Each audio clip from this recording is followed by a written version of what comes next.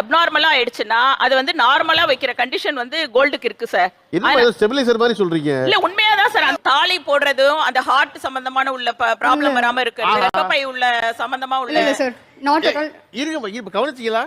Sir மெட்டி போடுறது எல்லாமே கோல்டு வியர் பண்றது ஒண்ணுத்துக்குமே ஒரு பார்ட்ஸுக்கு உள்ளது வந்து மெடிக்கல் சம்பந்தமா ரிலேட்டட் தான் சார். அது தாலி வந்து போட்டிருக்கிறது வந்து ஹார்ட்டுக்கு நல்லது. ஆமா சார். ஒரு நிமிஷம் கீழே ஒரு நிமிஷம் இருங்கம்மா, இங்க உங்கள்கிட்ட கொடுங்கம்மா. ஒவ்வொருத்தருக்கா சொல்றேன். இல்ல முக்கியமான மருத்துவ குறிப்பை விட்டுவிட்டோன்னா அடுத்த தலைமுறை ரொம்ப கஷ்டப்படும். ஓகே, தாலி போடுறது ஹார்ட்டுக்கு நல்லது. மூக்கு குத்துறது, காது குத்துறது எல்லாம் அக்கு பிரஷருக்கு அது நல்லது. அதனால இருங்கம்மா பொறுங்களே.